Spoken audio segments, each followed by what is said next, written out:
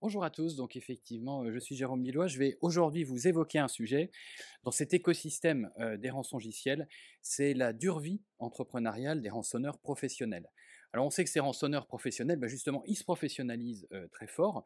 Nous avions traité l'année dernière avec Marine Martin un panorama de l'écosystème du cybercrime, écosystème qui est, vous le savez, composé de nombreux acteurs.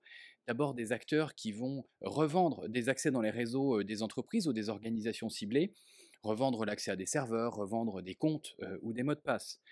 On a aussi les fournisseurs d'infrastructures, ceux qui vont fournir les serveurs qui vont permettre de réaliser l'attaque, ou encore les systèmes d'anonymisation tels que les VPN.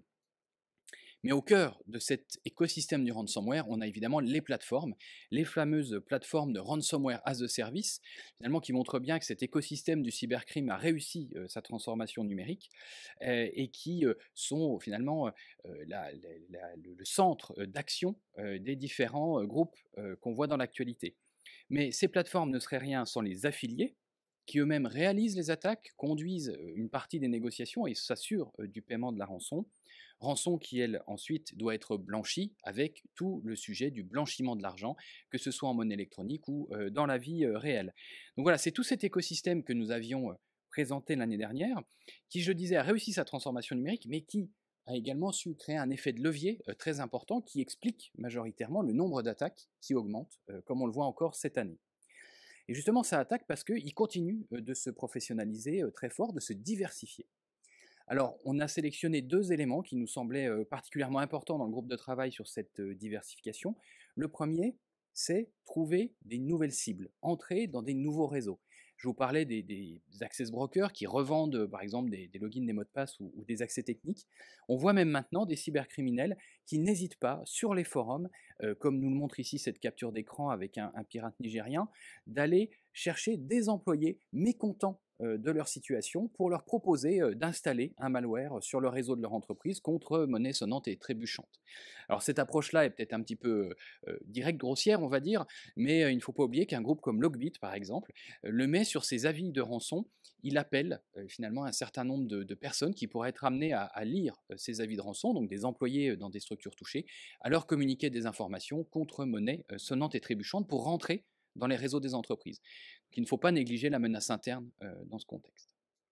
Autre élément aussi, c'est une diversification des méthodes d'extorsion. On parlait d'extorsion simple en chiffrant les ordinateurs, double en volant des données, triple en ajoutant un déni de service.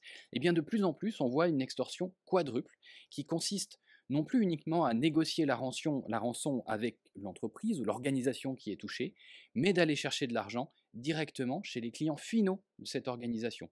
On se souvient de la clinique psychiatrique en Finlande, Vastamo, qui avait été touchée, qui vient d'ailleurs de subir un dépôt de bilan et d'avoir une amende dans le cadre du règlement européen sur la protection des données à caractère personnel. Là, vous avez l'exemple de Racetrack, qui est un réseau d'agences, un réseau de stations-service aux États-Unis, et bien les membres du programme de fidélité de cette station-service ont reçu un email et directement des rançonneurs pour les menacer de révéler leurs données personnelles s'ils ne payaient pas directement eux-mêmes une rançon. Et donc on voit que ce type d'événement va complètement faire exploser la gestion de crise dans les organisations touchées et donner une complète autre dimension. Alors, les rançonneurs, on le disait, beaucoup de croissance, beaucoup d'activité, mais c'est là où on va toucher les vrais problèmes. Les rançonneurs découvrent les problèmes des start-upers, découvrent les problèmes des entrepreneurs, et qu'est-ce qu'ils ont comme problème ? Typiquement, ils ont des problèmes de recrutement. Et ça, je pense qu'on est beaucoup en ligne à avoir ces problèmes-là. Et donc, eux-mêmes testent des nouvelles stratégies, finalement, pour attirer des nouvelles personnes. La première, c'est de faire de leur publicité pendant les attaques. C'est-à-dire que sur les sites qui révèlent finalement les données qui ont pu être volées, par exemple du groupe Logbit, comme vous le voyez à l'écran, eh bien, on ajoute un petit mot en disant « voilà nos conditions, n'hésitez pas à nous rejoindre », etc. Le deuxième axe, pour faciliter ce recrutement, c'est de passer au salariat. On sait qu'aujourd'hui, les affiliés sont plutôt payés à la fin, donc entre guillemets, il faut avancer les frais, il faut avoir confiance dans le groupe.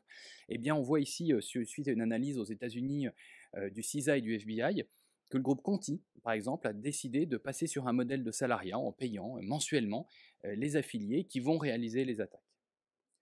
Autre méthode, c'est celle suivie par le groupe Finset. On se souvient historiquement de Carbanac, Hanouna, etc., qui sont aussi reconvertis, et qui là, cette fois-ci, eux n'ont pas hésité à créer des fausses sociétés. Alors il l'avait fait une première fois avec une qui s'appelait Combi, là vous avez Bastion Sécure, des sociétés qui ont l'air bien sous tout rapport et qui finalement eh bien, proposent des offres de recrutement. Certains chercheurs en sécurité ont suivi le processus.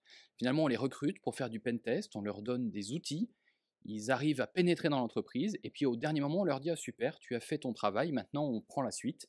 Ben, la suite, c'est quoi? C'est déployer le ransomware, finalement à l'insu de cet employé normalement standard de la structure qui, quelque part, lui aussi, se fait avoir et prend des risques démesurés à titre personnel. Donc des problèmes de recrutement, mais aussi des problèmes de gestion de clients pour ces plateformes de rançonnage. Alors les clients, c'est malheureusement les victimes qui doivent payer la rançon. Vous vous en souvenez, l'affaire Kaseya, elle sera traitée plus tard dans une des présentations.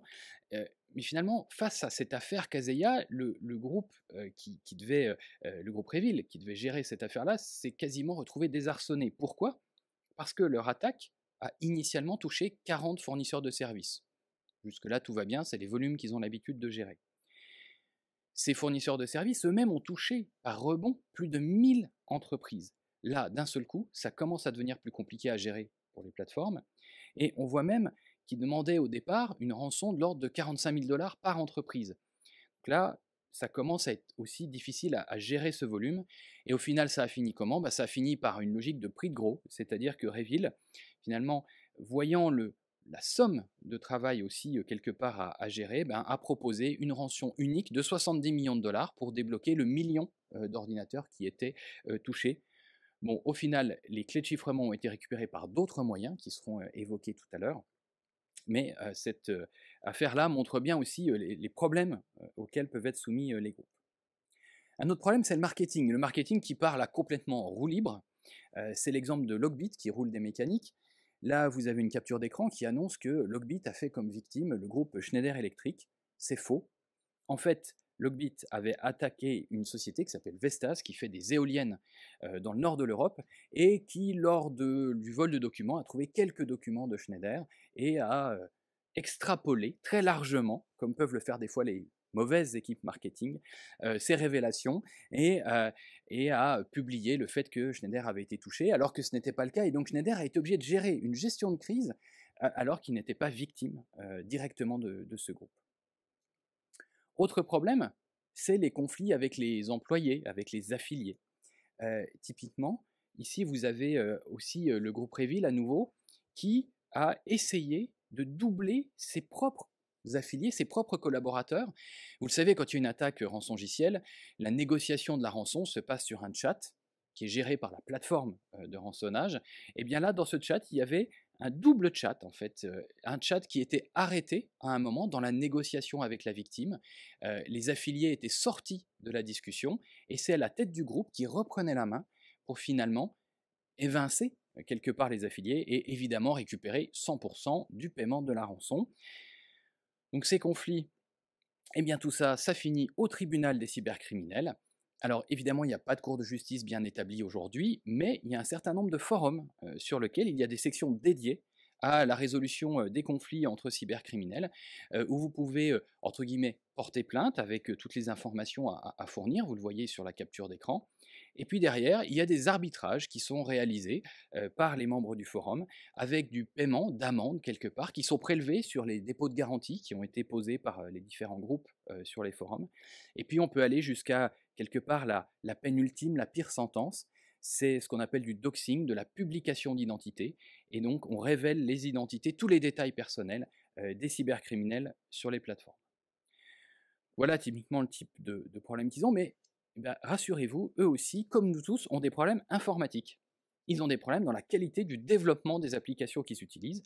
Alors eux, les applications, c'est du chiffrement, et donc quand il y a un problème de qualité de développement, qu'est-ce qui se passe? Eh bien, on peut casser ce chiffrement assez facilement et récupérer les données sans payer une rançon. Ça fait déjà plusieurs années que ça arrive, c'est pas forcément nouveau. Je trouve que c'était intéressant de le signaler parce que nous-mêmes, on a du mal à régler nos problèmes de développement logiciel, et bien les rançonneurs aussi. Et puis ce qui est peut-être encore plus drôle, je dirais presque la cerise sur le gâteau de l'analyse qu'on a pu faire sur les problèmes des rançonneurs, c'est les problèmes de cybersécurité de ces fameux rançonneurs, et en particulier l'attaque qui a touché le groupe Revil. Vous lisez bien le titre sur le slide, c'est bien des agents du gouvernement qui ont compromis les backups du groupe d'attaquants Revil. Donc là, on est vraiment sur le logique de l'arroseur arrosé, parce que finalement, le groupe Revil a fait l'objet d'un certain nombre d'interventions des forces de l'ordre qui ont pu s'intégrer dans leurs infrastructures. À ce moment-là, ils ont décidé d'arrêter leurs opérations, de les mettre en pause, et puis au moment de les relancer, ils ont réutilisé leurs backups qui eux-mêmes étaient piégés. Donc là, on est vraiment dans l'arroseur arrosé, quelque part, ça fait plaisir. Bon, malgré tous ces problèmes, on le sait, l'écosystème se porte quand même très bien. Énorme croissance en 2021, des montants de rançon collectés, payés, qui sont très importants. Là, on voit un chiffre de 150 millions. Ces chiffres sont corroborés par les différentes arrestations. Et on voit même une analyse du Trésor américain, qui n'est pas connu pour justement faire du marketing à l'extrême, qui démontre que sur les 10 dernières années, il y a 5,2 milliards de dollars qui ont été observés dans le cadre des transactions autour des sujets ransomware. Pour vous donner un ordre d'idée de l'accélération, 5 milliards en 10 ans, mais 500 millions sur le premier trimestre 2021. Donc on est vraiment sur quelque chose qui a pris une ampleur démesurée. Et cette ampleur démesurée, elle a aussi attiré l'attention des gouvernements qui ont réagi très fort, avec des arrestations qui s'enchaînent, avec des actions diplomatiques qui s'enchaînent aussi. Et c'est justement ce qui va être traité dans la partie suivante.